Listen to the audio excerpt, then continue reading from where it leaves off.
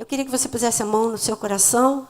Senhor, nós queremos agora chamar a existência, Senhor, a manifestação do Teu poder, a manifestação da Tua glória no nosso meio.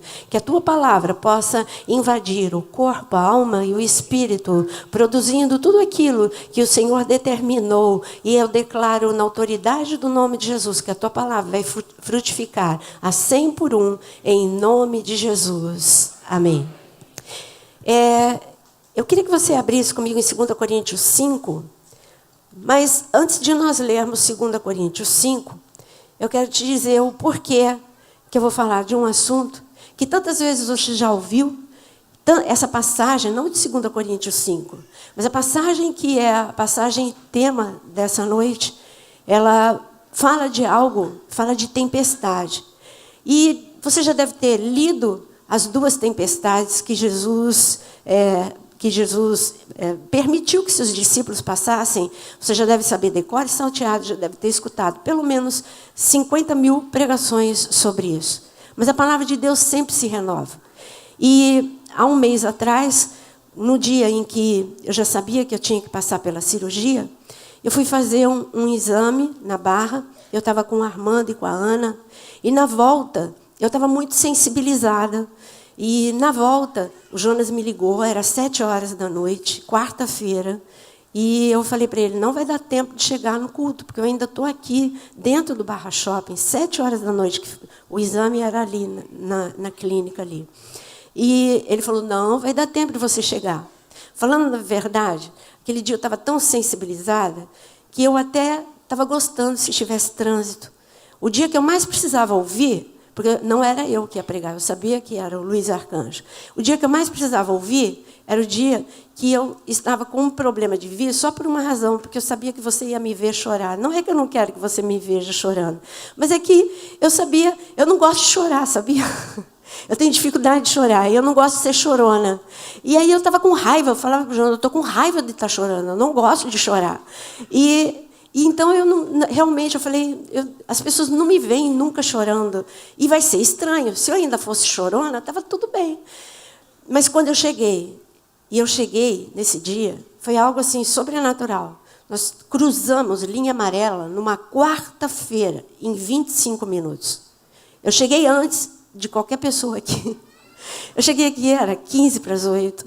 E eu não acreditei naquilo que eu estava, naquilo que de eu estar aqui, 15 para as 8, 7h estava na Barra. E aí, quando eu sentei, a palavra, ele estava falando sobre tempestade. E tudo aquilo que ele falou era para mim, e Deus falando do outro lado da margem. Mas ele falou, eu vou falar mais com você sobre essa passagem. Aí passou o tempo, uma semana, eu recebo um sonho. E no sonho, o sonho era da Fernanda, a esposa do Fred. Ela mandou por e-mail o sonho. Falou, pastora, eu estou tão impactada com o sonho. E ela me mandou detalhes do sonho. E ela disse assim, eu sonhei com você. Eu e você estávamos na Galileia, no mar da Galileia. E a gente estava no barco. Levantou grande tempestade. E quando essa tempestade levantou, assim, as pessoas começaram a ficar espantadas. E, de repente, ela falou que no barco, todo mundo via um clarão de luz. E ela percebeu que esse clarão de luz era Jesus. Mas, quando ela virou para ver o clarão de luz, ela disse que ela já me viu andando sobre as águas.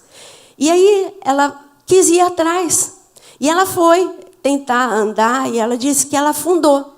Aí, ela tentou me alcançar a nado. E quando ela me alcançou a nado, eu virei, olhei para ela, eu falei, Fernanda, o que é que você... Isso é o sonho dela. Fernanda, o que é que você está fazendo aqui? Volta para o barco. Essa é uma caminhada que só eu e ele. Só entre eu e ele. Volta para o barco. E ela disse que o sonho mudava de cena. E aí ela já estava aqui na igreja, num culto de grande celebração. E eu subi a rampa totalmente diferente. E assim... uma aparência, sabe, super sadia, subia aqui no púlpito e começava a pregar. Mesmo com a parte 2 do sonho, quando eu recebi o sonho, o que é que você acha que passou pela minha cabeça? Aí eu mostrei para o Jonas e falei assim, vou morrer. Eu disse para ela voltar para o barco, porque essa caminhada era entre eu e ele. Eu vou morrer. Aí o Jonas, para de besteira, você não viu a parte 2? Eu falei, tá bom, a parte 2, mas a parte 1 é essa. Aí eu fiquei na parte 1. E, de repente, Deus começou a falar sobre a parte 1. E eu queria falar com você sobre a parte 1. Amém? Mas, em 2 Coríntios, capítulo 5, no versículo 7, diz o seguinte, visto que andamos... Vamos ler todo mundo junto? Visto que andamos por fé e não pelo que vemos. Vamos repetir?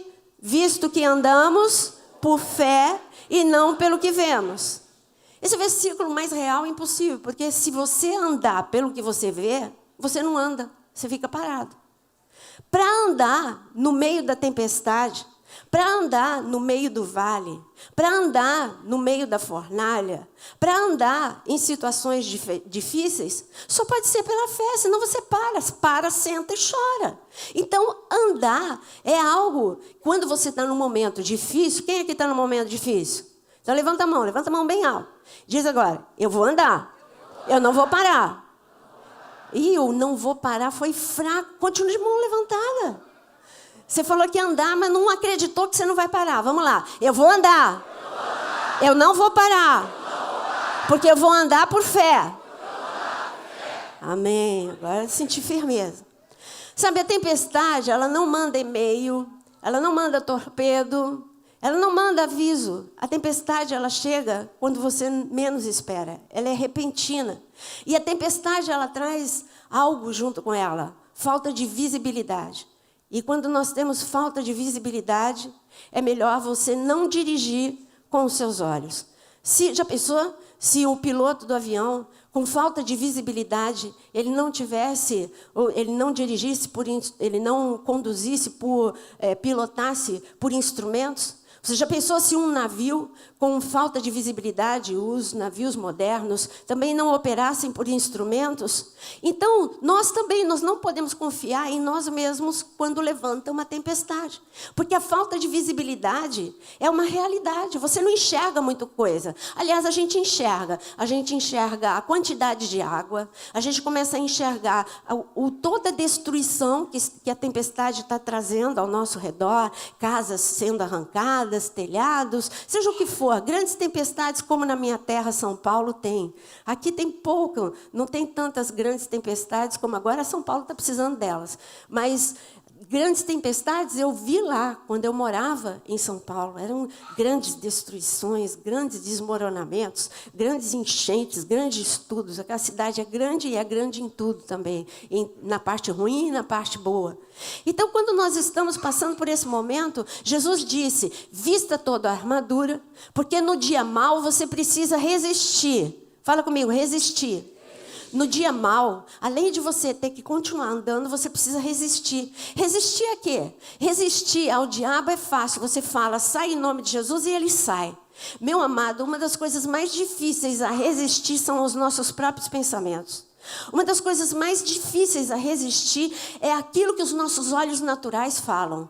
E uma das coisas mais difíceis a resistir é aquilo que as nossas emoções nos fazem sentir nesses momentos difíceis da nossa vida. Para alguns, esses momentos difíceis é uma enfermidade, para outros é uma situação financeira, para outros é uma situação familiar. Mas podemos dizer e colocar um denominador comum, dias maus. E esses dias maus, Jesus nos avisou, tanto quando ele nos ensinou a oração no Pai Nosso, ele diz, livra-nos do mal. Ele estava falando que ia ter dias maus, mas ele não está falando que o dia mau não vai chegar. Ele está falando, livra-me da destruição quando o dia mau chegar, porque nós estamos vivendo na terra. Enquanto nós vivemos na terra, tem vírus, tem bactéria, tem bancarrota, tem negócios que dão certo, tem negócios que dão errado, tem pessoas que vão nos ferir, tem pessoas que vão nos frustrar. A terra é passível de tudo. Nós estamos na terra. Fala, eu vivo na terra.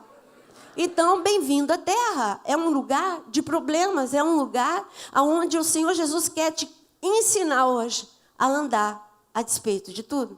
Porque eu tive que deixar a minha prostração de lado e realmente, literalmente, a cada dia, quando eu tinha uma luta interior, eu lembrava do sonho da Fernanda. Eu falava, realmente, estou entendendo, Senhor. É uma caminhada que o Jonas não pode fazer por mim, por mais que ele me ajude. Ninguém que me ama, pode fazer essa caminhada por mim. Sou eu que preciso te escutar, sou eu que preciso te sentir, sou eu que preciso olhar para ti. Eles podem até me ajudar, mas não podem me substituir nessa caminhada. Essa caminhada sou eu e Jesus. Então você que levantou a mão, que está passando por um momento difícil, essa caminhada é só você e ele. Só você e ele. Abra agora em Marcos, capítulo 6. Marcos, capítulo 6. E enquanto você lê, você abre em Marcos, capítulo 6. Os nossos olhos naturais, eles te mostram destruição. Os nossos olhos espirituais vão sempre nos mostrar o outro lado da margem, como Jesus desafiou aos seus discípulos. E Jesus, ele já tinha dito, peraí, eu mesmo não abri, só um minutinho. O Senhor já tinha dito em Naum, eu sempre gostei dessa passagem, depois eu não queria mais gostar dela. Eu fiquei meio de mal da passagem. Existe em Naum 1, Naum, capítulo 1, versículo 3, não é para você abrir, só escutar. O Senhor tem um caminho no meio da tempestade. Fala comigo. Naum 1, versículo 3. Agora fala. O Senhor tem um caminho no meio da tempestade. E aí ele me levou. Você gostava tanto desse texto? E ele me trouxe à memória esse texto. Você já pregou tantas vezes sobre esse texto? Agora chegou a hora de você viver esse texto. Naum 1, versículo 3. O Senhor tem um caminho no meio da tempestade. Os discípulos, eles já tinham vivido muitas coisas com Jesus. Já tinham visto milagres. Eles já tinham sido canais de milagres, porque quando eles viram a multiplicação de pães e peixes, eles foram canais de milagre, eles levaram o milagre ali para as pessoas, os cestos cheios, e ali eles foram, o Senhor Jesus, porque eu disse que eles são canais, porque quando eles chegaram com um cesto vazio perto de Jesus, Jesus orou e o milagre aconteceu nas mãos dos discípulos. Se multiplicou, os pães e os peixes se multiplicaram nas mãos dos discípulos. Eles participaram de muitas coisas, viram mortos ressuscitarem, viram paralítico andar, cego enxergar. Mas uma coisa é você ver o problema na casa do vizinho, e a outra coisa é quando o problema chega na tua casa. Porque parece que o problema nunca vai chegar na nossa casa. Parece que aquele tipo de problema nunca vai chegar na nossa casa. E Jesus falou, bom, vocês já tiraram uma nota razoável em relação a participar junto comigo e em ser bênção para outros. Mas agora eu quero convidar vocês agora a uma caminhada de mais intimidade, uma caminhada de mais profundidade. Eu quero convidar vocês para um nível mais alto. Se eu perguntasse agora eu sei que você não vai levantar a mão porque você já está com medo, porque eu já falei de tempestade e tudo. Então, mas se eu perguntasse para você, sem falar que esse era o tema, e se eu perguntasse, quantos aqui querem andar num nível mais alto com Jesus? Quantos aqui querem ter mais unção? Cuidado com a tua resposta. Porque para andar num nível mais alto, para você ter mais unção, sempre vem uma caminhada com Jesus no meio da tempestade. Sempre vem. Então, se você deseja isso, você respira fundo e fala, lá vamos nós, Senhor Jesus. Eu sei que o Senhor está comigo e eu sei que tem um caminho e eu não vou ser destruído por essa tempestade. Diz para a pessoa do lado, você não vai ser destruído por essa tempestade. Ninguém pode negar. Você pode negar que a tempestade ela é feia? O legal é a chuva. A tempestade ela é feia. Ela é destrutiva, ela é violenta, ela tem uma força de destruição. Não podemos negar a força de destruição, mas você também não pode negar a força infinitamente superior do Deus que diz para você que tem um caminho no meio da tempestade. Em Marcos capítulo 6 está escrito o seguinte: Jesus diz, tendo Jesus partido, desculpa, eu coloquei o versículo errado. Marcos, capítulo 6, versículo 45, porque eu não falei o versículo. Marcos, capítulo 6, versículo 45. Marcos 6, 45. Se você ler o texto acima na sua casa, você vai ver que eles acabaram de passar por muitos milagres. Como eu disse, era o que eu acabei de falar para vocês, multiplicação de pães, viram enfermos serem curados. Foi uma tarde magnífica, eles não estavam distraídos, os discípulos. Eles tinham ouvido a tarde toda a palavra de Deus. Eles estavam bem conectados. E aí Jesus fala, vamos entrar no barco e vamos para a outra margem. E eu quero ler o texto com você, versículo 45, logo a seguir. Compeliu Jesus os seus discípulos a embarcar e passar adiante para o outro lado, a Betsaida, enquanto ele despedia a multidão. E tendo-os despedidos, subiu ao monte para orar. Jesus já tinha feito isso antes. Eles passaram por 2 tempestades. Se você quiser ler na sua casa, a outra tempestade, a anterior a essa, o destino é o mesmo, o outro lado da margem. O destino é o mesmo, é Decápolis. Nas 2 tempestades, o destino era o mesmo. Está em Marcos 4, a outra tempestade. Não precisa abrir, porque eu não vou falar da outra tempestade. Vou ficar nessa de Marcos 6. Só se você quiser ler na sua casa. Então, ele permite os discípulos passarem por 2 tempestades, indo para o mesmo lugar. Algum propósito ele tinha. Na primeira tempestade, na primeira dificuldade que eles tiveram, e Jesus mostrou que ele tinha um caminho no meio da tempestade, eles foram para o outro lado da margem e eles conseguiram ali ver libertação. Foi a libertação do gadareno. Ali eles receberam também unção para a libertação. Era um nível superior. Até então eles tinham visto milagres, mas agora Jesus estava mostrando como lidar com demônios. Era uma lição na prática junto com unção. E ali os discípulos, eles receberam essa unção. Agora, nessa viagem, do outro lado da margem, estava, sabe o que estava? Avivamento de 10 cidades. Na primeira tempestade, era a libertação de um homem. Na segunda tempestade, era avivamento não de uma cidade, mas de 10 cidades, de Decápolis. Avivamento, e Deus está te chamando para esse avivamento que nós estamos para passar. Um avivamento que você não tem noção. Eu gostaria que a igreja começasse a ler livros sobre avivamento. Que você começasse a ler sobre avivalistas. Que a experiência desses homens, os avivamentos que aconteceram na Inglaterra, que aconteceram na Irlanda, que aconteceram nos Estados Unidos, tanta da Rua Azusa, tanta coisa que aconteceu. Mas esses avivamentos não ficaram lá no passado, ainda que tenha sido um passado recente, porque faz parte do mundo moderno, faz parte desses 2000 anos de graça. Mas o Senhor, Ele está dizendo, nós estamos chegando nos últimos dias, dias difíceis, e nós precisamos viver este avivamento. A igreja precisa de poder, você precisa de poder para os problemas que vão chegar, você precisa de poder para as pessoas que vão chegar perto de você, carregadas de problema, você precisa de poder, mulheres, homens, você precisa de poder para no culto de quinta-feira, o culto rosa, você orar e o enfermo ser curado. Nós precisamos do poder do céu, mas nós queremos tudo empacotado. É o mercado livre do céu. Aí você entra no mercado livre e você acha tudo demorado para chegar e tudo é muito fácil, e tudo chega rápido, você encontra de tudo e você lida com o céu da mesma forma. Quero poder, Senhor, e escreve para Deus, despacha logo poder, Senhor. E aí você fica pedindo poder, Senhor, eu quero poder. E Deus fala, peraí, você quer a lição do poder? Porque o poder desse jeito eu não dou. Eu dou o poder com a lição. Se você quiser a lição de andar comigo e saber que o vento não vai te derrubar, que as águas não vão te afogar e que o fogo não vai te queimar, então eu vou te dar poder e autoridade. Amém? E Jesus, ele estava falando para os discípulos, vamos lá, vocês já tiveram uma experiência, agora vocês vão ter a segunda experiência comigo. E quando Jesus liberou essa palavra, e ele foi orar. Você sabe que quando você ainda nem sabe que algo está se armando na sua vida, que a tempestade está para chegar, quando você ainda não recebeu notícia da tempestade, quando você ainda não percebeu a tempestade, o Senhor já está orando por você. Antes da tempestade, Jesus já estava orando pelos discípulos. Ele não abandonou os discípulos. O que está escrito aí no teu texto? Jesus os colocou no barco e ele foi fazer o quê? Orar.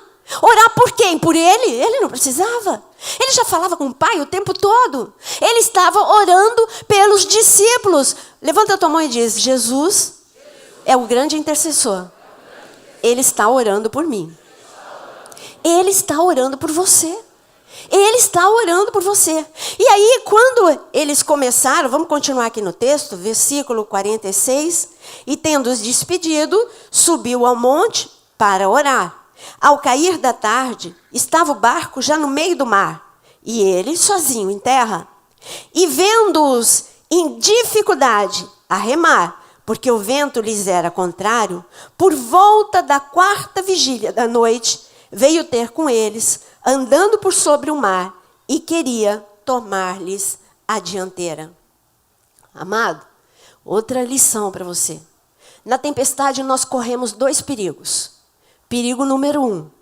Eu aconselho você a anotar. Perigo número 1 no meio da tempestade, perder o controle. Perdeu o controle do barco. Você, no meio da tempestade, me diz aqui quem no meio da tempestade nunca perdeu o controle dos pensamentos. Ou você acha que é normal? Deus dá o sonho com a parte 1 e com a parte 2. A parte 2 está falando que aí a tua mente descontrolada fica na parte 1. Isso é o quê? Perder controle dos pensamentos. Perder controle das emoções. Perder o controle é a coisa mais fácil. Porque no meio da tempestade você fica cansado, desgastado. No meio da tempestade você fica com medo. No meio da tempestade vem terror, pavor. Vem tudo aquilo que você acha que você, outra pessoa, perderia controle. Eu não perderia controle. Você julga, porque é fácil você julgar a tempestade do outro. Mas quando você vive a tua própria tempestade, você vê que todos nós perdemos controle do barco. E a primeira coisa que a gente perde o controle são os nossos pensamentos. E como os nossos pensamentos é que eu penso, eu sinto aquilo que eu penso, mas só você começar a pensar em algo bom, um sorriso é estampado no teu rosto. Se você começa neste momento a pensar algo ruim, você vai começar a chorar. Os teus pensamentos é que determinam as tuas emoções. Então, quando você perde o controle dos teus pensamentos, você perde o controle das tuas emoções. E quando você perde o controle das tuas emoções, você perde o controle das palavras. Você perde o controle das tuas reações. E você perde o controle da tua vida espiritual. E você já não é mais uma pessoa espiritual. Você é uma pessoa que ama a Deus. Mas você não consegue mais tomar passos que você aconselharia a outro tomar no meio da tempestade. Agora é você que tem que tomar os passos e você não consegue. E ali quando Jesus, ele olhou, e aqui está escrito que Jesus estava olhando para onde? Para o céu, se distraindo. Jesus estava conversando no celular. Jesus estava ocupado. Não, Jesus estava o quê? Onde estavam os olhos de Jesus? Aonde? No barco. Ele estava vendo os seus discípulos. Jesus estava na margem, mas ele não tirou os olhos do barco. Jesus não tira os olhos de você quando você está no meio da tempestade. Mas parece que ele nos deixa. A sensação é essa. Parece que ele nos deixa. Parece que o rosto dele virou. Parece que ele nos abandonou. Parece que ele esqueceu de nós. Mas os olhos dele estão fixos no barco. Estão fixos em você. Mas eu disse do primeiro perigo. O primeiro perigo é o quê? Perder o controle. Segundo perigo, não enxergar Jesus no meio da tempestade. Esse é o pior perigo. Porque o primeiro perigo você supera. Você começa a lutar contra as suas emoções, lutar contra os seus pensamentos, mas não enxergar Jesus no meio da tempestade é algo assim horrível, porque você fala, não, Senhor, foi o diabo. Mas peraí, o diabo tem mais poder que Deus? E Deus permite, quem é que permite alguma coisa na nossa vida? A minha Bíblia, só se você criar outra teologia. A minha Bíblia, que é a palavra de Deus que saiu do céu, está escrito que não cai um fio de cabelo sem que Deus tenha controle sobre a minha vida. Então o diabo não tem controle sobre a minha vida. Se você ama Deus, se você entregou a tua vida a Jesus, você confessou com seus lábios que Jesus é o teu Senhor e o teu Salvador, Satanás não tem controle sobre a tua vida. Diz agora, levanta a tua mão e diz, Satanás não tem controle sobre a minha vida, não tem controle sobre a minha família, não tem controle sobre o meu corpo, em nome de Jesus. Não tem controle, não tem.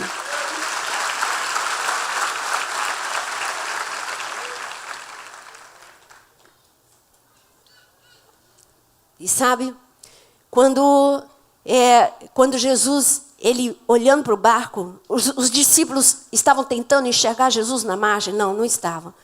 Mas nós vamos ver uma situação um pouquinho mais profunda agora. Mas eu queria te dizer uma coisa. Aquele sonho, talvez a Fernanda não soubesse que ia falar tanto comigo, porque Deus me levou, como eu disse, a essa passagem. E ele disse, eu vou te explicar o que é andar no meio da tempestade. Andar no meio da tempestade é sair da situação em que você está. A tua situação é o barco. É sair da situação em que você está e vir ao meu encontro. Mas você não precisa de muita coisa para vir ao meu encontro. Porque a distância maior, eu vou fazer. O encontro vai ser de ambos. Eu saio ao teu encontro e você vem ao meu encontro. Porque Jesus saiu da margem. E é o que nós vamos ver agora no texto. Jesus não fica só orando. Jesus não fica só olhando o barco. Jesus foi até o barco para fazer alguma coisa pelo barco. Jesus não fica só olhando a tua situação. Jesus não fica só orando pela tua situação. Ele sai do céu para entrar na sua situação. Ele vem fazer algo por você. Não importa o que os homens dizem. Esqueça o que os homens dizem. Você tem que ficar... Por isso que andar no meio da tempestade... Você já viu? Eu morava em Campo Grande, quando deu uma tempestade que não foi... eu digo assim, que não foi nem tempestade, foi noticiado no Brasil todo. Isso foi muito, muito tempo atrás. Mas, como chama? Foi um mini tufão que passou por ali. Eu morava no 7º andar. Gente, não queira, eu não gosto de vento, sabe? E não queira estar no 7º andar com um mini tufão passando e num país despreparado como o nosso para qualquer tipo de acidente natural. Aí as janelas tremiam. O prédio você sente balançar. E depois eu perguntei para o meu irmão, ele falou, não, mas é isso mesmo, engenharia, é isso mesmo. É um pouquinho, mas eu senti balançar. E, de repente, a janela da varanda, ela veio toda abaixo. Ela foi destruída completamente pela força do vento. Caiu a estrutura de alumínio, caiu o vidro. E ela foi completamente pela força do vento. E o vento, ele tem um barulho assustador.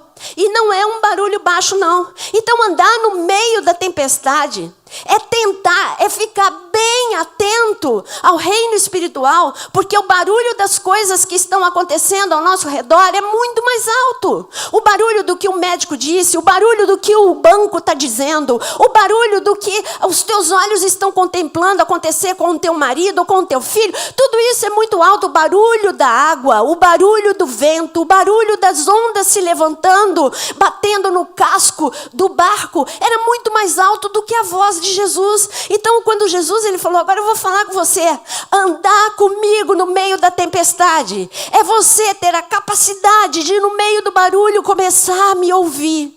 Andar comigo no meio da tempestade é você entender que eu não chego até você na bonança, eu vou chegar no olho do furacão. Eu vou chegar quando as ondas estão mais altas, quando o vento estiver mais impetuoso, porque aqui não está escrito que Jesus começou a andar sobre as águas e as águas se acalmaram. Não é isso que está escrito. A tempestade continuou. E aqui também não está escrito que quando Jesus chegou perto do barco, a tempestade acalmou. Não está escrito isso. Está escrito que Jesus chegou perto do barco e eles tiveram dificuldade de ver quem é, acharam que era um fantasma, porque eles estavam no erro número 2 da tempestade. Não reconheceram Jesus no meio da tempestade, mas Jesus estava no meio de águas revoltas e no meio do vento. Você entendeu? Jesus chegou e a tempestade não parou. Eu vou repetir. Jesus chegou para fazer algo e a tempestade ainda não tinha parado. E Jesus está hoje aqui neste momento para entrar no meio da tua tempestade. A tua tempestade não para imediatamente. Nós temos 2 tipos de milagre, você precisa entender isso. Nós temos um milagre que é no momento, quando, por exemplo, você chama alguém aqui e aquela pessoa é curada naquele momento. Um milagre é quando nós oramos aqui e quando você sai daqui, a situação já se resolveu. Sim, existe esse tipo de milagre. E nós temos muitos testemunhos aqui na igreja sobre esse tipo de milagre. Mas ele atua em 2 níveis. E aqueles que ele quer usar, eu digo para você, ministerialmente, ele usa mais o nível 2, que é algo que você vai passar por tempestade e ela não vai parar imediatamente. Ela vai acalmando até ser dissipada completamente, mas a tua experiência com ele, o que você vai ver ele agir e fazer no meio da tempestade, ninguém vai arrancar mais de você. Vale mais do que todo o ouro do mundo, vale mais do que toda a prata do mundo. E o nível de unção que vem para você sobre a sua vida, para quem tem coragem de andar com ele no meio da fornalha, no meio da tempestade, também ninguém pode roubar, podem te caluniar, podem fazer o que for com você, mas ninguém vai poder te destruir, porque a unção que está sobre a sua vida é indestrutível. Indestrutível. E Deus está procurando homens e mulheres valentes para passar pelo meio dessa tempestade. E eu queria que você lesse, você vai voltar para esse texto, mas leia comigo o Salmo 66.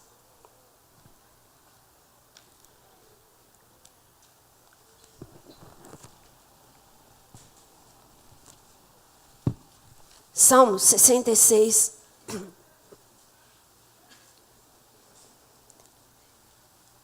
Salmo 66, versículo 6. Salmo 66, versículo 6. Deus converteu o mar em terra seca. Atravessaram o rio a pé e ali nos alegramos nele. Aqui, sabe quem está falando? Uma geração, que foi a geração de Moisés. Eles passaram por essas experiências. Eles passaram pelo meio do Mar Vermelho, e o Mar Vermelho virou uma estrada. Eles passaram pelo meio do Rio Jordão. Ali, eu estou falando da geração ainda de Josué e Caleb, que sobraram dessa geração, que passou pelo meio do Mar Vermelho. Então vamos falar de Josué e Caleb. Josué e Caleb passaram pelo meio do Mar Vermelho, e havia um caminho aonde, vamos dizer, quando eles estavam saindo do Egito, e se eles falassem, quando vocês chegarem no Mar Vermelho, vamos morrer afogados ou vamos para o Egito. Mas eles iam aprender que Deus tem um caminho no meio do mar. Eles aprenderam também que Deus tem um caminho no meio de águas violentas, porque quando eles chegaram, 40 anos depois, à beira do Rio Jordão, e quando eles chegaram, as águas do Jordão estavam tão violentas que elas estavam transbordando por todos os lados, uma corrente violentíssima, mas diante da palavra de Deus, aquela correnteza parou e as águas se abriram, e aqueles homens passaram, aquelas pessoas passaram, aquela nação passou pelo meio de um rio. Deus é o Deus que abre o caminho no meio do mar. Deus é o Deus que abre um caminho no meio do rio. Deus é um Deus que abre um caminho no meio da tempestade. Ele faz uma estrada onde o homem natural diz que não há. Ele tem a resposta que o homem natural não pode te dar. O médico não pode te dar. O banco não pode te dar. As pessoas que te amam não podem te dar. Mas Ele pode te dar. Eu tenho um caminho no meio do impossível. Eu tenho um caminho no meio da violência. Eu tenho um caminho aonde as pessoas dizem que você vai ser destruído. Eu digo que você vai sair comigo de mãos dadas. Amém? Você crê nisso? Então diz, eu creio. Eu creio no Deus de milagre. Eu creio que há um caminho no meio da tempestade. Mas agora eu quero que você, é a mesma tempestade, só em outro texto. Mateus 14. É a mesma tempestade. Mateus 14, Jesus fala algumas palavras no meio da tempestade. Esse é o item número 3 da tempestade. Item número 1, perdemos o controle. Opção número 2, o quê? Quem lembra? Não enxergamos Deus no meio da tempestade. Agora o 3, fala comigo. Deus fala no meio da tempestade. E aquele sonho, ele falou, sabe quando você disse que era só entre eu e você, a caminhada? Porque no meio da tempestade, o barulho ele é tão alto que o importante é você sentir a minha presença no meio da tempestade. Você tem que olhar para a minha palavra e sentir a minha presença e saber que eu não sou homem para mentir, nem filho do homem para me arrepender. Eu sou o mesmo Deus ontem, hoje e eternamente. E o que eu disse tem validade hoje, para o ano de 2014, tem validade. O que eu disse há 2000 anos atrás, o que eu disse há 5000 anos atrás, tem validade para o dia de hoje, porque a minha palavra não cai por terra. Então você tem que sentir a minha presença, porque eu disse que eu não te deixaria, que eu não te abandonaria. E por isso você tem que crer nisso. E aqui em Mateus 14, vamos ler aqui. E no versículo 24. Entretanto, o barco já estava longe, a muitos estádios, é o mesmo texto, da terra, açoitado pelas ondas, porque o vento era contrário. Na quarta vigília é entre 3 e 6 da manhã. Esses homens já estavam, assim, sendo otimistas, eles já estavam há 8 horas lutando contra a tempestade, porque eles entraram antes do sol se pôr, e aqui já é por volta de 4, 5 horas da manhã, exatamente. Então, eles já estavam há muitas horas lutando contra a tempestade. E se você ler no texto com cuidado, eles não conseguiam avançar. Sabe por quê? Porque o vento era contrário. Então, eles já tinham tentado tudo e não conseguiam avançar. Eles estavam esgotados. E tudo que eles podiam fazer com o braço deles não estava funcionando. É isso mesmo. As tempestades se levantam e a primeira coisa que a gente sente além do cansaço, é a impotência. Porque você não pode fazer nada diante de problemas que fogem da alçada do dinheiro, que fogem da alçada da competência das pessoas. É algo que é superior a tudo isso. Então, só alguém superior a tudo isso para resolver o nosso problema. Então, foi para a alçada do céu o seu problema. Se o seu problema é muito difícil, ele está ali na mesa de Deus e ele está resolvendo, dando os decretos sobre o seu problema, amém? Então, quando Jesus ele chegou perto, no versículo 25, na quarta vigília da noite, foi Jesus ter com eles, andando por sobre o mar. E os discípulos, ao verem-no andando sobre as águas, ficaram aterrados e exclamaram: é um fantasma! E tomados de medo, gritaram. Mas Jesus, imediatamente, agora sim, Jesus falou palavras no meio da tempestade. Vamos ver as palavras que Jesus liberou? Não leia rápido. Aliás, eu quero dar um conselho para você. Nunca leia a Bíblia rápida. A Bíblia não é um livro de leitura, não é um romance para você ler e virando a página. A Bíblia é algo para você ler e meditar. A Bíblia é Jesus.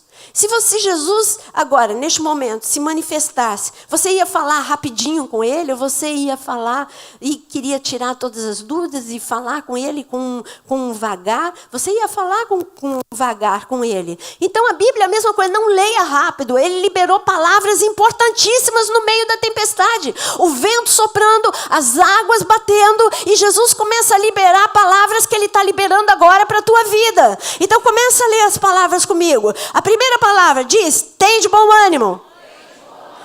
Fala de novo. Fala de novo. Sabe o que é tem de bom ânimo? Tenha coragem. Tenha coragem. Ele está falando: tenha coragem. Você não é qualquer pessoa. Você é filho do Deus vivo. Você é um príncipe e uma princesa de Deus. Você não é qualquer porcaria, não. Você não foi achado na lata do lixo. Você saiu do meu coração. Eu tenho um plano, eu tenho um projeto para você. Eu liberei para você o que eu tenho de mais precioso, eu mesmo. O Espírito Santo está dentro de você. O Espírito Santo é o poder que ressuscitou Jesus ali, que ele ressuscitou do túmulo. O Espírito Santo é o poder que abriu as portas do inferno, arrombou as portas do inferno. O Espírito Santo é o poder de Deus e o Espírito Santo está dentro de você. Então não seja covarde, seja corajoso. Põe a mão no coração e diz: tenha coragem. Não fala para outra pessoa, não, fala para você. É você que tem que ter coragem. Sou eu que tenho que ter coragem. Põe a mão no coração de novo e fala: tenha coragem. Nós precisamos ter coragem. Ter coragem. E quando ele fala de ter coragem, vem tudo no pacote. Olha, digo fraco, eu sou forte. Eu sou o Senhor é forte em mim. Tudo aquilo, todas as impossibilidades. Começa a falar, você que está acovardado, o meu Deus é o Deus do impossível. Você só canta isso. Você tem que viver isso. O teu Deus é o Deus do impossível. Essa foi a primeira palavra. Ele disse para o barco todo: tende bom ânimo. Tenha coragem. Palavra número 2, que ele falou no meio da tempestade. O que está escrito aí? Parou aí. É essa palavra. Sou eu. Isso é tudo. Sabe o que é sou eu? Essa palavra sou eu, em hebraico, é Jeová. Jeová é o nome redentivo de Deus. Em outras palavras, ele é tudo aquilo que nós precisamos. Ele é Jeová Jireh, o Deus da provisão. Ele é Jeová Shammah, ele é o Deus da paz, se você precisa de paz. Ele é Jeová Rafa, o Deus que cura, se você precisa de cura, ele te cura. Eu sou Jeová, que mais? Tsikinu, eu sou a tua justiça. Eu sou Jeová Sabaô, eu sou o Deus da guerra. Se você está no meio de uma guerra, eu vou paralisar a guerra que se levantou contra você. Sou eu! Sou eu! O Deus Altíssimo, aquele que venceu o inferno, aquele que veio à terra, aquele que venceu a morte, aquele que cravou na cruz do Calvário todos os teus editos de dívida. Sou eu, aquele que carregou todas as tuas maldições, que carregou todas as tuas enfermidades. Sou eu. Sou eu que disse, Emanuel, aquele que disse que sou contigo. Jeová Shammah, o Deus presente. O que você precisar, eu poderia passar a noite aqui, porque tem mais de 20 nomes de Deus escritos na Bíblia. Jeová Nissi, a minha bandeira. Eu passaria a noite toda dizendo aqui tudo que Ele é para você. Mas sabe como é que você resume? Ele é tudo o que eu preciso. Então levanta as suas duas mãos agora. Fala, Senhor, Tu és tudo o que eu preciso. No meio da tempestade, ou no meio da bonança, Tu és tudo o que eu preciso. Tu és tudo o que eu preciso. Jesus disse, tenha coragem. Jesus disse, sou eu. E Jesus disse, não temas. Gente, o medo, ele tem um poder maior do que o do vento. Porque o medo, ele faz uma pessoa grande, como eu. Não sou grande, né? Mas, assim, em relação a barata, eu sou. Então, ele faz uma pessoa que, como eu, muito maior, muito mais forte em relação a barata, eu sou. Então, muito mais forte que a barata, ele me faz irracional o medo. E o medo me faz fugir de uma barata, ou subir em algum lugar por causa de uma barata. O medo faz coisas irracionais. E Deus está falando, o medo te paralisa e a fé te faz avançar. Andar no meio da tempestade é você superar o medo. O medo que os homens implantam em você ou que a sua mente te aterroriza. Se ninguém usar uma boca santa para te falar, não precisa ninguém usar uma boca santa. Quando eu digo boca santa é falar, minha tia morreu disso. Entendeu? Aí é aquela boca santa que é tudo que você não precisava ouvir no meio da tempestade. Ou você falar, olha, há 30 anos que eu oro e meu filho nunca mudou. É esse tipo de coisa que não acrescenta nada. Aí você devia, cheio de coragem, dizer assim, minha irmã, então eu vou te ensinar, ou meu irmão, eu vou te ensinar a andar no meio da tempestade, tá bom? Eu vou, pega na minha mão que eu tô indo. Eu não sei bem como é que eu vou sair dessa, mas que eu vou sair, eu vou. Então pega na minha mão, é que você não está sabendo andar no meio da tempestade, você está sentada no meio do teu medo. Jesus tinha ali 12 discípulos, ainda tinha 12. E ele falou essas 3 palavras. Olha o índice de quantos querem andar no meio da tempestade. Quantos saíram do barco? 1. Pode falar sem medo. Quantos saíram do barco? 1. Pedro. Você critica o coitado do Pedro. E foi o único. Pedro afundou. Pedro isso, Pedro aquilo. Pedro olhou para o vento. Pedro isso. Foi o único que teve coragem de andar no meio da tempestade. Ele tirou os pés de dentro do barco.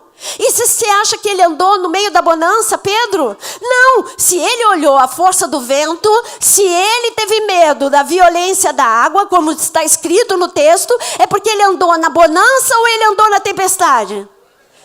Pedro andou no meio da tempestade. Agora, eu vou te dar uma outra notícia. Porque quando ele me levou, que ele disse que ele queria ter um tete-a-tete comigo sobre esse texto, ele falou, todas as vezes que você naufragar como Pedro, andando no meio da tempestade, pode contar com a minha mão. Eu te trago à tona para respirar, como diz a música. Eu te trago à tona para respirar.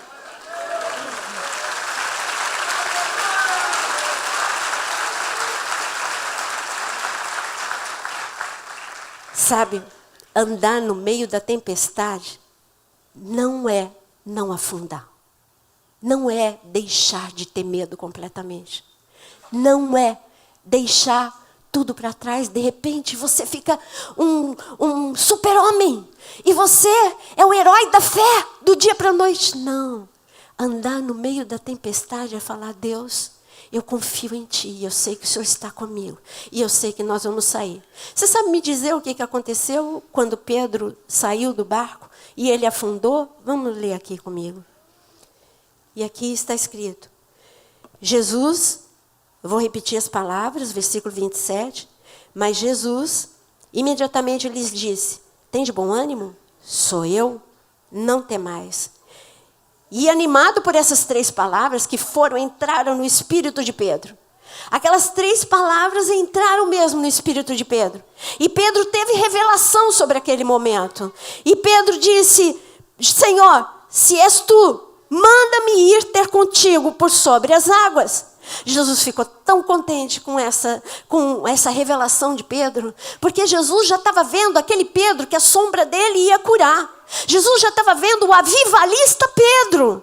Jesus estava vendo o Pedro que ia entrar em Samaria e todo mundo ia ser batizado no Espírito Santo. Jesus já estava vendo o Pedro que no dia de Pentecostes pregaria e 3.000 pessoas se converteriam e se batizariam. Jesus já estava vendo esse Pedro que a prisão não o deteria. Anjos iriam lá e abririam a prisão. Um Pedro que teria experiências com o sobrenatural. Tudo que Jesus precisava era que Pedro entendesse essa revelação, que existe tempestade, mas que a tempestade traz mais unção e poder para a sua vida. Uma experiência que ninguém pode roubar, como eu disse para você.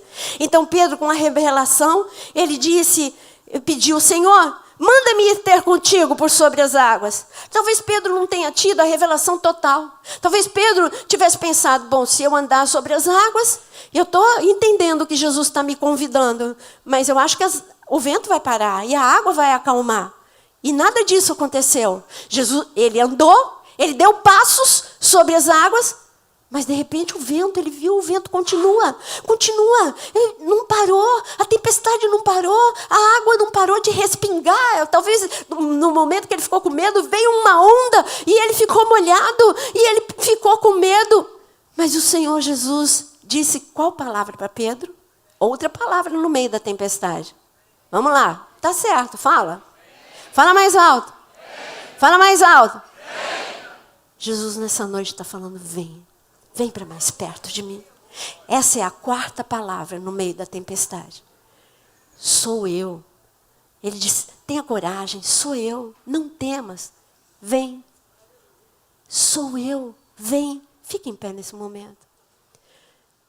Fique em pé. Se o sol se pôr e a noite chegar, tu és quem me guia. Se a tempestade me alcançar,